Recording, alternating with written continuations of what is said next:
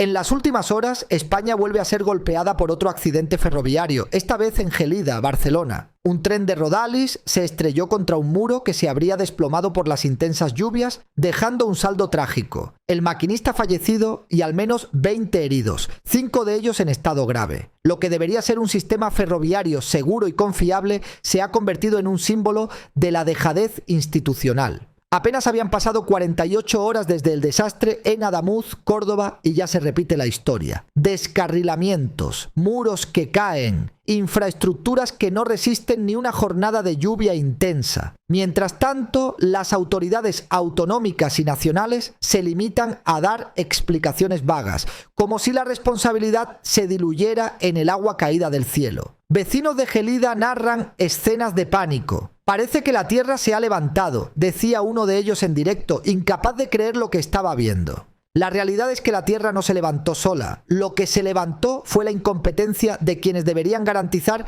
que los trenes circulen con seguridad. Este nuevo accidente pone en evidencia un problema estructural, el abandono de las infraestructuras públicas mientras se destinan recursos a proyectos ideológicos y a mantener un aparato burocrático sobredimensionado. El resultado es que los ciudadanos pagan con su vida y su seguridad la falta de previsión y de inversión seria en mantenimiento. Lo ocurrido en Gelida no es un simple accidente provocado por la lluvia, es la consecuencia directa de años de mala gestión y de prioridades políticas equivocadas. 20 personas heridas.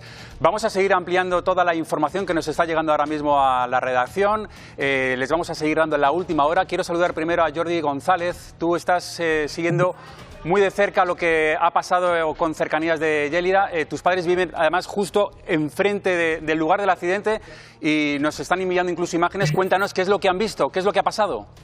Buenas noches. Pues sí, es justamente delante de mi casa, casa de mis padres. Eso es en Subirats, a 40 kilómetros de Barcelona.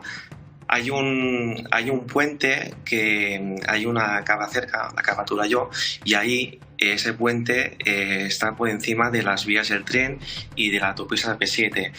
Lo que sabemos que el tren venía dirección Barcelona, dirección Tarragona, y ha chocado contra un muro de contención. Y lo que ha pasado es que este muro de contención... Perdón, es que me están llamando y me están quitando la llamada. No te preocupes, perdón, tranquilo. ¿Se me oye bien? Sí, tranquilo.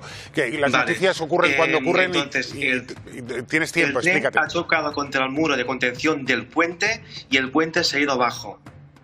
Pero entonces, Jordi, no es que se haya derrumbado el muro y por eso ha chocado el tren y ha descarrilado, sino que el tren ha chocado con el muro y es que lo ha derribado. A ver, lo que sabemos hasta ahora es que según me cuentan los vecinos que viven más abajo de la urbanización, porque somos una urbanización muy pequeñita, y los vecinos que viven más abajo me cuentan que el tren ha chocado contra el muro de contención y este puente se ha ido abajo. Jordi, para chocar con el muro de contención, el tren tiene que descarrilar previamente. Porque si no, ¿cómo te chocas con un muro? O el muro estaba en la vía o el tren descarrila y choca con el muro. No hay más opciones, ¿no? A ver, a mí lo que me dicen que el tren descarrila, eso sí, pero lo que no sé exactamente si es que primero, porque claro lo que es el puente se ha ido abajo, nada, en 20 segundos se ha ido todo hacia abajo. Lo que sí que os puedo contar es que hay 3 dotaciones de los bomberos en Sant Sadurní d'Anoia, que es el municipio de al lado nuestro. El ambulatorio cierran por la noche, que está abierto para recibir a los heridos, y de momento se está viviendo una situación muy difícil porque hay uno de los vecinos que tiene a un familiar dentro del tren y no puede hablar con él. Vale, mirad, yo lo que quiero ver es el vídeo. Mirad, este vídeo es un vídeo que nos han enviado. Se ve... Sí, os lo he enviado yo, sí. Claro, Jordi, se ve cómo ha caído el muro o ha chocado el tren contra el muro y está muy afectado el lado derecho del tren.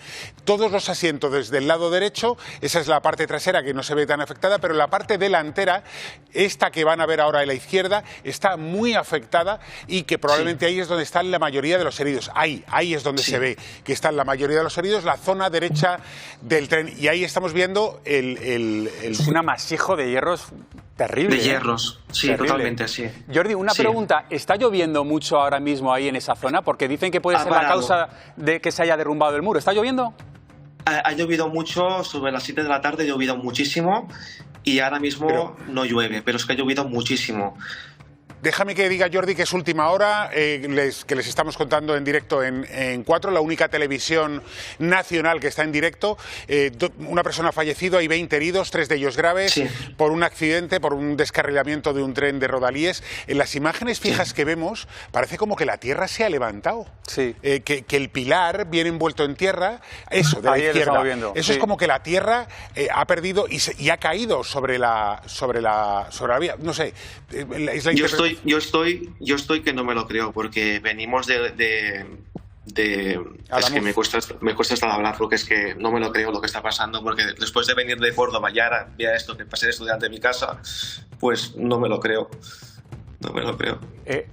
Jordi, hay que decir que en ese accidente, porque ha habido 2 descarrilamientos, lo que nos está contando Jordi es uno de esos descarrilamientos, el que lo ha producido por el derrumbe de un muro, que no sabemos todavía si ha sido el tren, si lo ha derruido o se había caído antes. De todas maneras, y estamos viendo unas imágenes ahora mismo tremendas. En esa zona del accidente es donde ha muerto uno de los maquinista. El maquinista. Hay veces que es difícil conjugar el oficio del periodismo con el ser humano, Jordi. Yo entiendo el dolor y al mismo tiempo la obligación que nos lleva a informar al público de lo que está sucediendo. Y entiendo esa dualidad que tienes ahora mismo de dolor y de al mismo tiempo cumplir con tu trabajo, que es informar a la sociedad de lo que está sucediendo. Mucho dolor. La verdad que es que no me tiembla hasta el pulso y no puedo hablar. Es que no siento, es que no estoy bien ahora mismo, porque veo esto y escuchando ahora mismo en el grupo que tenemos los vecinos de WhatsApp, y me decía un vecino, no, es que tengo aquí un familiar que no puedo hablar con él, es que no me contesta. Entonces es que es una impotencia, tampoco puedes hacer nada porque la policía tampoco te deja acercarte, entonces no puedes hacer nada. Entiendo, Jordi, que ya están todos los servicios de emergencias, que hay bomberos, ya policía, ambulancias. Han venido muy rápido y en Sadurní, como os digo, el ambulatorio siempre está cerrado por la noche, está abierto ahora mismo. Hay 3 dotaciones de los bomberos y están recibiendo todo lo que es lo que es el ambulatorio, incluso también el descampado que hay delante del ambulatorio, también para recibir a todos los heridos, porque me consta que hay muchos médicos que incluso no estaban de guardia, pero están es que directamente el ambulatorio está cerrado por la noche, ¿no? Se han activado. Entonces están haciendo todo lo que pueden y más, y hasta que esperemos que haya la menor de víctimas posibles. Jordi, por hacer un pequeño paralelismo, si pensamos en Adamuz y en la cantidad de teléfonos móviles que tenían que estar sonando en la oscuridad cuando las familias supieron del accidente y empezaron a llamar y nadie lo cogía y sonaban los móviles, que esto cuentan los testigos, que había sonidos de teléfonos. Supongo que en este caso también habrá algunos teléfonos en el lugar. Si tú dices que hay un desaparecido, que un vecino dice que le está llamando, ojalá que sea que haya perdido el teléfono, pero que esté bien. Pero seguro que hay algún número de teléfono que está sonando. Mira, vámonos, Jordi, te pido que te quedes y vamos a ir cabalgando la información dime. Que llamen al 012, por favor, al 012, que es el teléfono de emergencia de aquí de Cataluña. Claro que sí. El accidente de Gelida, Barcelona, donde un tren de Rodalies se estrelló contra un muro desplomado por las lluvias, no puede entenderse como un mero infortunio climático. Lo que se está viendo es la consecuencia directa de años de abandono en infraestructuras públicas. Apenas 2 días después del descarrilamiento en Córdoba, vuelve a repetirse la historia. Muros que ceden, vías que no resisten, trenes que se convierten en trampas mortales. Las primeras hipótesis apuntan a que el agua fue determinante en el derrumbe, pero la pregunta incómoda es ¿por qué un muro de contención en una línea ferroviaria no soporta una jornada de lluvias intensas? La respuesta es sencilla: falta de inversión, falta de mantenimiento y prioridades políticas que miran hacia otro lado. Mientras se destinan recursos a agendas ideológicas y a mantener un aparato burocrático sobredimensionado, los ciudadanos viajan en trenes inseguros. El resultado es trágico: un maquinista muerto, 20 heridos, 5 graves y una población que siente que cada viaje en Ródalis es una apuesta contra la suerte. Los vecinos describen escenas de pánico, pero lo que realmente debería generar pánico es la incompetencia de quienes gobiernan. Este suceso desnuda la fragilidad de un sistema ferroviario que debería ser símbolo de progreso y seguridad y que hoy se ha convertido en reflejo de la desidia institucional. No es la lluvia la culpable, es la gestión política que ha dejado a España con infraestructuras incapaces de proteger la vida de sus ciudadanos. Buenas noches. Buenas noches. Bueno, yo estoy absolutamente conmocionado con las imágenes que acabamos de ver. Ramiro, ¿qué está pasando? ¿Cuál es la razón de fondo de...? Bueno, esto de ahora, estaba viendo ahí en las pantallas vuestras, se ve un muro que ha volcado, lo hemos comentado antes de entrar, tiene pinta de que el agua ha sido fundamental. La cimentación parecía muy superficial, entonces como está apoyado superficialmente, se carga de agua por detrás, no está bien compactada la tierra y ha volcado. ¿Habéis visto? Si os fijáis, se ve medio de perfil, que casi no se ve que es un muro. Eso es. Pero ha volcado y por eso se ha caído ahí, es un muro de hormigón y el pobre tren se lo ha comido con patatas. Estamos en enero, la lluvia es normal. No, está mal ese muro. Ese muro, para que se vuelque, es que está mal hecho. Por supuesto que cuando llueve, pues entra el agua. ¿Quién tiene que ahí revisar ese muro? Ese muro... ¿De quién es responsabilidad? Jordi González nos decía que había un puente. Yo he estado mirando, no veo puente. Porque ha dicho Jordi que es que el puente ha caído. El Mossos d'Esquadra tampoco habla de puente, sino de muro de contención de tierras. Pongamos que es un muro. Tenemos la imagen. Línea. Si es de la línea y no hay puente de autopista, y si no es el estribo de un puente, yo le he preguntado... Mira, ahí está, lo estamos viendo en pantalla, perdón, no, me lo habéis cambiado, por favor, ¿me podéis poner fija la parte de la tierra del muro? Nacho Abad lo dejó claro tras la comparecencia del ministro Óscar Puente. Más que informar, parecía querer ganar el relato. Esa es la sensación que transmitió su intervención. Un discurso cargado de gestos y frases que buscaban controlar la narrativa política más que dar respuestas concretas sobre lo ocurrido. Lo que se ve es un ministro preocupado por la imagen, por la batalla comunicativa, antes que por la transparencia y la rendición de cuentas. En lugar de centrarse en las víctimas y en las responsabilidades técnicas, se proyecta como un político que intenta blindarse ante la opinión pública, como si la prioridad fuera salvar al gobierno de la erosión política. El problema es que los ciudadanos no necesitan relatos, necesitan certezas. No basta con comparecer para aparentar calma cuando lo que se exige es claridad sobre por qué se repiten los fallos en las infraestructuras y qué medidas se van a tomar para evitar nuevas tragedias. La comparecencia de Puente se percibe más como un ejercicio de propaganda que como un acto de responsabilidad institucional. Y esa es la crítica de fondo. Mientras se juega a ganar el relato, la confianza en las instituciones sigue perdiéndose. Familia, amigos, dicen que vamos a tardar meses en saber la verdad, quizá un año en conocer las verdaderas razones de ese descarrilamiento que están viendo en pantalla, del Lirio y del Albia, una tragedia que ha provocado de momento, me dicen, 41 muertos ya, uno más. Y si hay que esperar, oiga, pues ¿qué hacemos? Pues esperamos, no nos queda otra. Pero en esta nueva política, la política 4.0, lo importante a veces da la sensación de que no es conocer la verdad, sino ganar el relato. Generar un titular que cale en la población, un titular que ancle con robustez en el ideario de la opinión pública.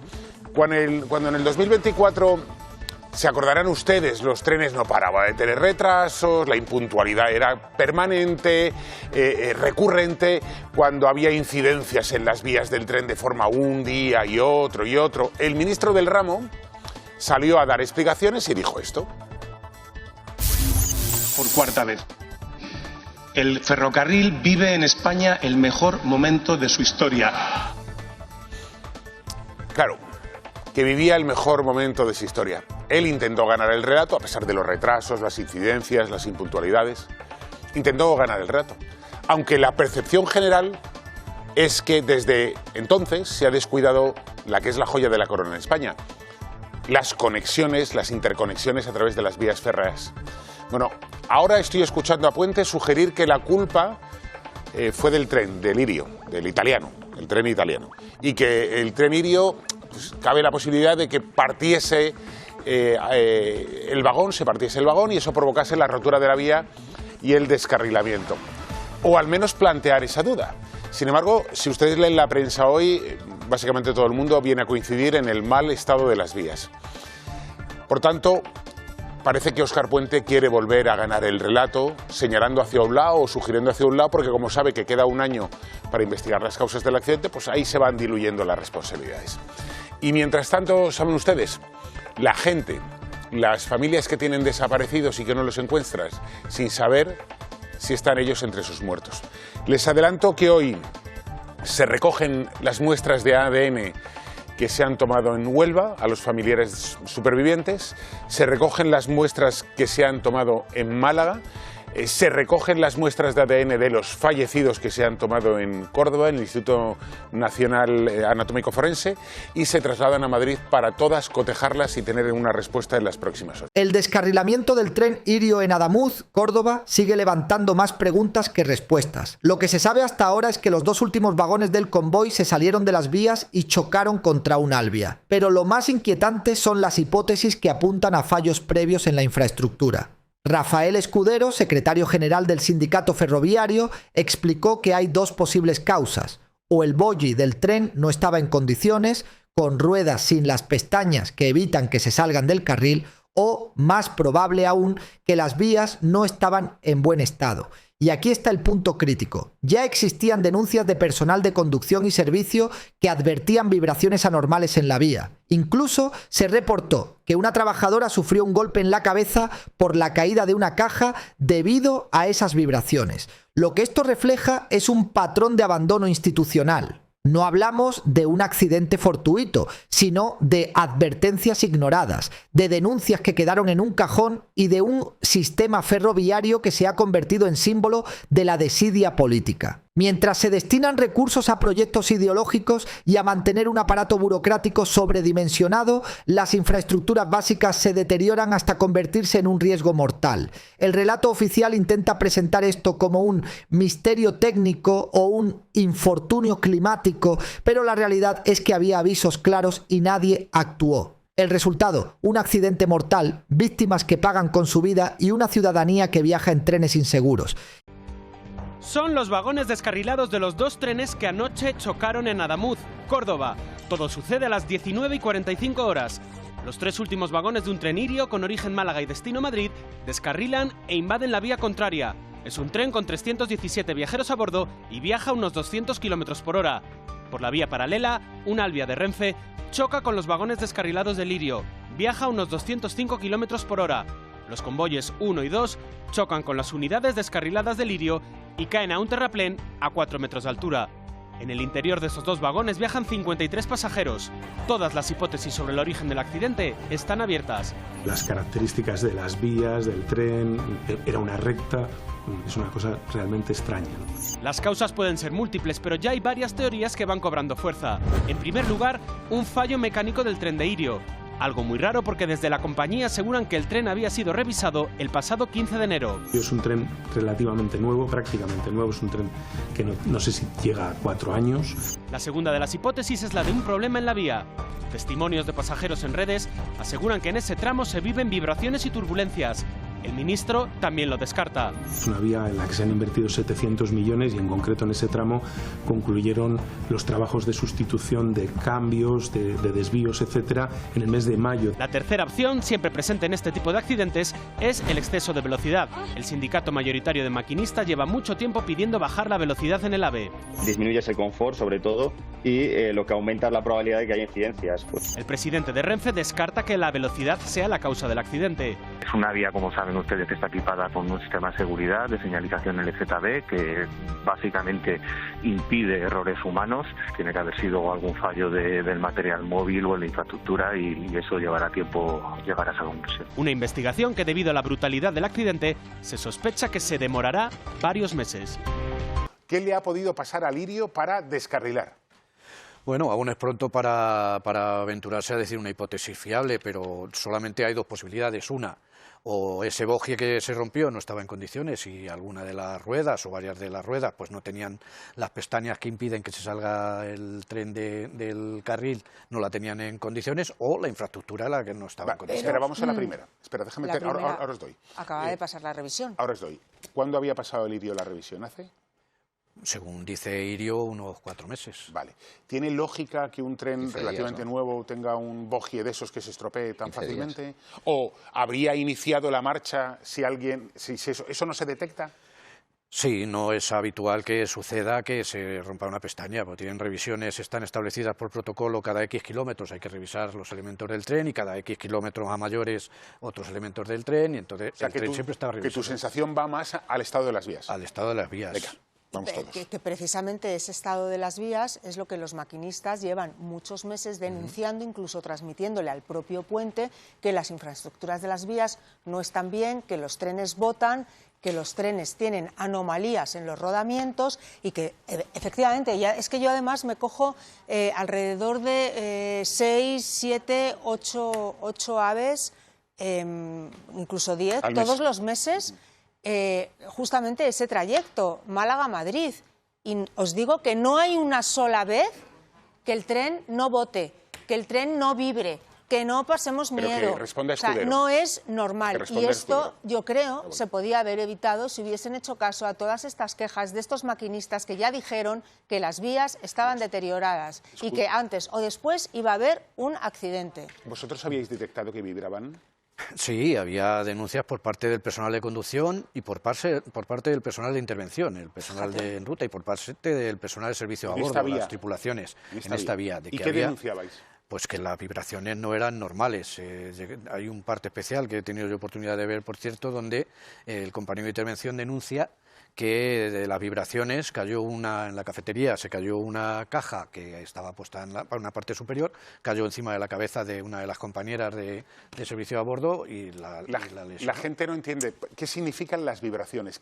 O sea, cuando un tren hace taca, taca, taca, taca, taca, que ahora vamos a ver imágenes con sonido, pues ¿por qué se produce eso? Significa que la vía no está bien estabilizada y que el balasto, la piedra, no absorbe las vibraciones del tren. Porque si estuviese bien eso iría suave. Eso debería de ir suave. Claro, entonces no puede ser una coincidencia que haya un elemento externo que haga que milagrosamente o por coincidencia, justo en el punto en el que se detectan todas esas vibraciones, pues haya provocado este accidente. Con lo cual parece inevitable pensar que este accidente se debe a una consecuencia de esas fuertes vibraciones que se llevan detectando mucho tiempo en ese punto de la vía. La llamada entre el maquinista del Irio y el centro de mando de Adif, justo después del descarrilamiento en Adamuz, revela mucho más que un simple protocolo de emergencia. Muestra la descoordinación y la falta de previsión en un sistema ferroviario que debería ser seguro. El maquinista, visiblemente alterado, avisa con el código 10 descarrilamiento y asegura que no hay ningún tren llegando. Esa frase, que debería transmitir calma, en realidad desnuda el caos. Un profesional que intenta controlar la situación mientras el sistema de gestión parece no estar preparado para responder con rapidez y eficacia. Lo que se percibe es un estado que falla en lo esencial. No hablamos de un accidente aislado, sino de una cadena de negligencias, infraestructuras en mal estado, denuncias previas ignoradas, vibraciones en las vías que ya habían sido reportadas y ahora un maquinista que tiene que improvisar en medio del desastre. El gobierno intenta vender la idea de que todo está bajo control, pero la realidad es que los trenes descarrilan, los muros se desploman y los ciudadanos viajan inseguros. La llamada del maquinista es el reflejo de un trabajador que cumple con su deber. Mientras las instituciones que deberían garantizar su seguridad y la de los pasajeros miran hacia otro lado.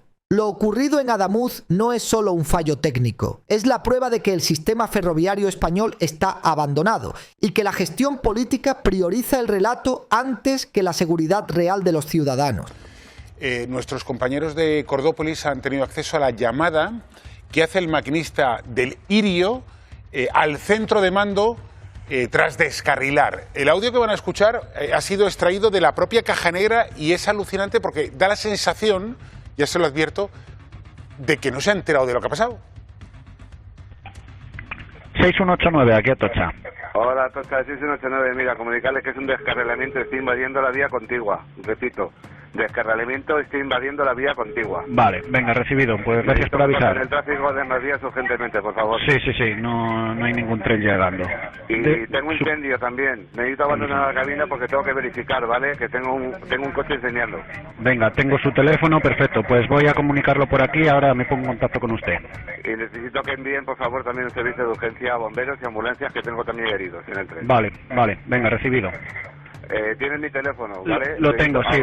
Abandono la cabina, lo informo, ¿vale? Vale, venga, perfecto. Hasta ahora. A ver, esta llamada a mí me parece interesantísima, sobre todo una cosa, Ramiro.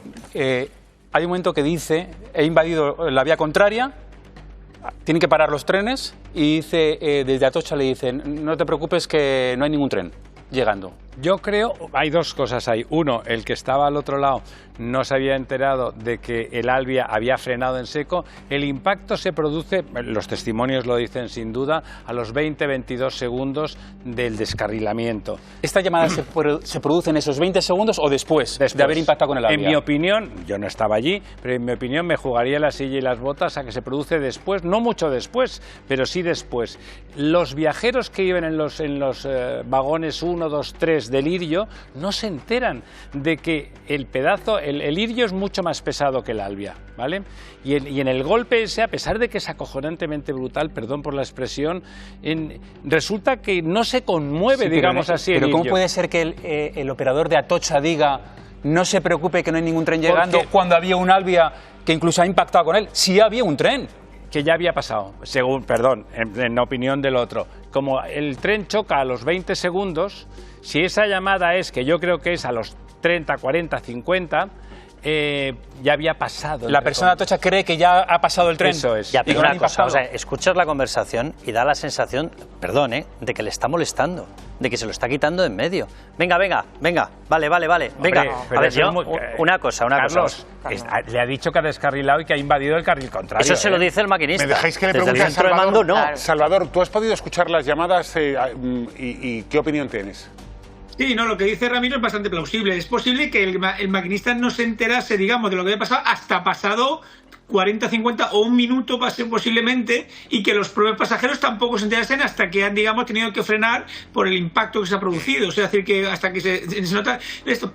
Y que el otro no tenga conocimiento también es posible, porque posiblemente lo que ha pasado es que ya había pasado lo primero que mira es en un radio a lo mejor 2, 3 kilómetros hay algún tren acercándose. Por eso, digamos, lo primero que miran es eso. O sea, que lo que comentan posiblemente denota lo grande que es el tren, lo monstruoso que son estos elementos, muchas veces cuando tienen un golpe de esto. La voz de Diana Murciano, trabajadora de Albia, retumbó en directo tras la tragedia de Adamuz. No podemos estar trabajando así, en los trenes van personas. Su mensaje no es un desahogo aislado, es un grito de alerta que desnuda la precariedad y el abandono que sufren quienes sostienen el sistema ferroviario español, evidenciando que mientras el gobierno presume de modernidad y de grandes proyectos ideológicos, los trabajadores denuncian que no tienen ni los medios personales ni materiales para garantizar la seguridad. Murciano pide protocolos similares a la aviación, normas claras y comunicaciones eficaces, porque hoy los profesionales suben a los trenes con miedo y los pasajeros viajan inseguros. El accidente de Adamuz, con 42 muertos y más de un centenar de heridos, debería ser un punto de inflexión. Pero la realidad es que las advertencias se repiten desde hace años y las soluciones nunca llegan. Se habla de infortunios climáticos o de fallos técnicos, cuando lo que hay detrás es una gestión política que ha dejado las infraestructuras en estado crítico. El llamamiento de Murciano es contundente, que por favor a quien corresponda o a todos que busquen soluciones. Y ahí está la clave. No se trata de discursos ni de relatos, se trata de vidas humanas. El sistema ferroviario español necesita inversión seria, protocolos sólidos y responsabilidad política. Lo demás es propaganda. Solamente quiero decir, como ferroviaria, trabajadora ferroviaria y ciudadana de a pie, en nombre mío y de todos los compañeros que trabajamos en el ferrocarril, en todas las empresas, y más allá de la política, que no quiero entrar, por favor, que se tomen medidas para que esto no pase, para que no tengamos ni los pasajeros que viajar así, ni los profesionales que trabajamos en el ferrocarril subirnos a un tren con miedo, ni trabajar en las condiciones que lo estamos haciendo. Que por favor a quien corresponda o a todos que busquen soluciones, porque no podemos estar trabajando así, porque en los trenes van personas, porque nosotros perdimos también, aparte de todos los pasajeros que murieron en el accidente de Angrois, perdimos 2 compañeros, David y Olga, que eran tripulantes. En este último accidente, David, el compañero que iba a la cafetería, se ha salvado por los pelos.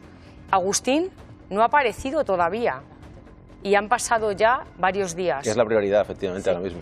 Son vidas. Y luego, por favor, protocolos que se asemejen un poco a la aviación. Tomemos un poco de ejemplo, de normas, de comunicaciones, que se protocolarice todo, como decía Gaona, para tener ese estándar de seguridad y todo ese protocolo de procedimientos, de número de personal suficiente para si tenemos que hacer una evacuación, tenemos que hacer un transbordo, que tengamos los medios materiales y personales. Vamos a añadir algún otro. Me gustaría me parece una reflexión interesantísima y espero que Óscar Puente tome nota.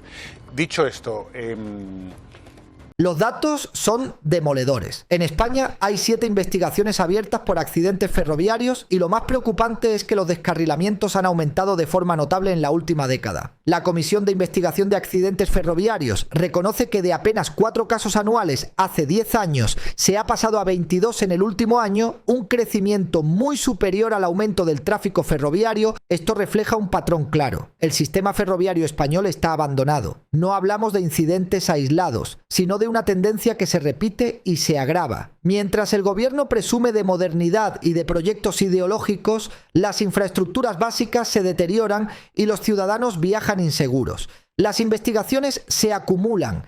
El Talgo Madrid-Almería, que se salió de la vía en Recoletos en 2023, el tren que rodó 4 kilómetros sin frenos por el túnel de Atocha en 2024, o el descarrilamiento en Cortes, Navarra, el año pasado. Todos siguen sin resolverse, todos siguen sin respuestas claras. El relato oficial intenta presentar estos sucesos como casos aislados o fallos técnicos, pero la realidad es que hay un patrón de negligencia y desidia institucional. Los ciudadanos pagan impuestos para tener un transporte seguro y lo que reciben son trenes que descarrilan y muros que se desploman. De accidentes ferroviarios tiene que seguir todas las pesquisas para determinar qué ha pasado aquí y si buscamos contexto vemos que puede llevar bastante tiempo, Bea. Sí, porque esa comisión de investigación tiene ahora mismo con estas 7 investigaciones en curso, algunas desde hace más de 2 años, como el descarrilamiento de este Talgo Madrid-Almería que se salió de la vía en el túnel de Recoletos, en la capital. Hubo 14 heridos leves, fue en el año 2023 y se sigue investigando a día de hoy. También se analiza aún el descarrilamiento de este otro tren que remolcaba a otro averiado y que salió rodando 4 kilómetros sin frenos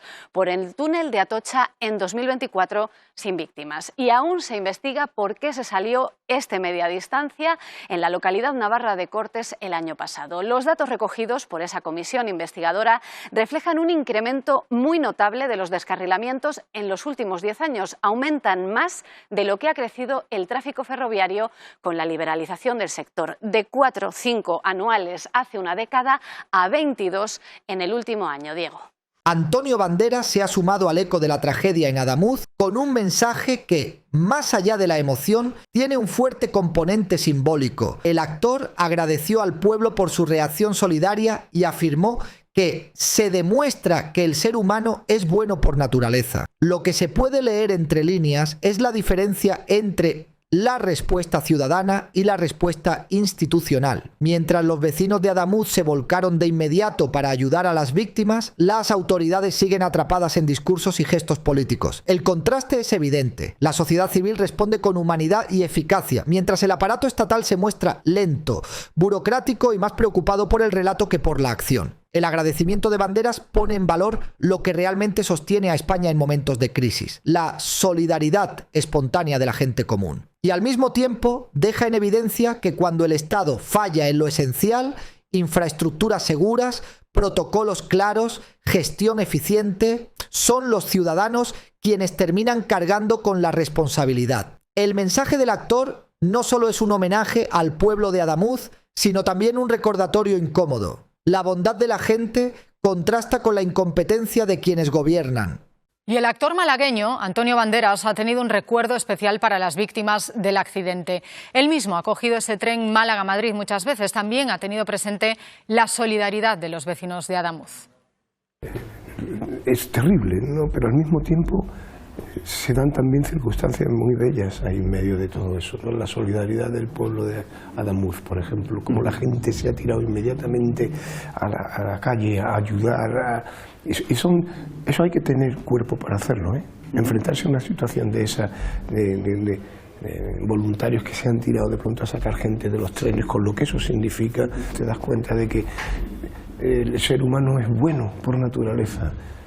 Es bueno, tenemos que recordarnos eso constantemente. Ana Rosa Quintana cerró su editorial con una reflexión que golpea directo en el corazón del debate. Las tragedias ferroviarias de Adamuz y Cataluña no son hechos aislados, son síntomas de un sistema que lleva demasiado tiempo abandonado. La presentadora subrayó que no se trata solo de lluvias o de mala suerte, sino de una cadena de negligencias que ponen en riesgo la vida de los ciudadanos. Lo que Ana Rosa plantea es que el verdadero problema está en la gestión política. Gobiernos que prefieren invertir en relato y propaganda antes que en infraestructuras seguras. Su reflexión es clara. Mientras los responsables se enredan en discursos, los españoles viajan en trenes inseguros y pagan con su vida la desidia institucional. Ana Rosa pone el dedo en la llaga. España necesita menos propaganda y más responsabilidad. Porque las tragedias no se combaten con palabras, se combaten con hechos, inversión y gestión seria. Muy buenos días. ¿Qué está pasando en España con los trenes? Como dijo el ministro, es todo muy extraño. Es extraño que el 17 de noviembre el ministro de Transportes anunciase que la alta velocidad iba a alcanzar los 350 kilómetros por hora y que la primera línea de AVE en aplicarlo sería precisamente entre Madrid y Barcelona. Óscar Puente dijo: vamos a pasar a la ofensiva en alta velocidad a 350 kilómetros por hora, que no lo conseguía nadie salvo los chinos. Y para eso iban a hacer una reestructuración y reforma de todo ese tramo. 2 meses después nos enteramos que la velocidad bajaba ayer a 160 kilómetros por hora en una cuarta parte de esa ruta Madrid-Barcelona. ¿Por qué motivo? Pues por el estado de las vías. Hoy vuelven a levantar la limitación de velocidad, salvo en 4 puntos.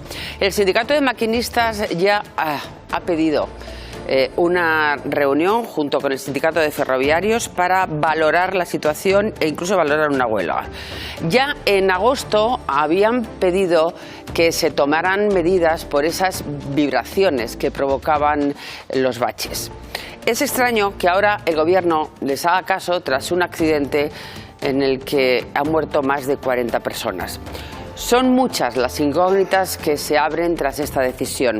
Hemos estado en riesgo todo ese tiempo. ¿Qué pasa con las vías? ¿Hay más tramos en peligro? ¿Por qué vibran los trenes? Nos hemos enterado por la nota que enviaron a los maquinistas. Y otro asunto extraño que hoy trataremos de aclarar. Hemos escuchado una llamada del maquinista del Irio al centro de mando tras el descarrilamiento, en el que la verdad que nos parece extraño y lo vamos a analizar es que el maquinista no parece consciente de haber chocado con el Albia que circulaba en la otra vía. Lo terrible, lo peor, hay 2 maquinistas muertos ya. Ayer mismo murió el maquinista de Rodalíes al chocar con un muro desprendido en una vía en Barcelona. Esos maquinistas a los que no se hizo caso en agosto mientras se hablaba de la era dorada de la alta velocidad. Las familias de los desaparecidos, mientras tanto, siguen buscando respuestas y comienzan a indignarse. Aunque, como siempre, cuando una tragedia golpea, el pueblo protagoniza la épica silenciosa de los héroes anónimos, como ya ocurrió también en La Dana.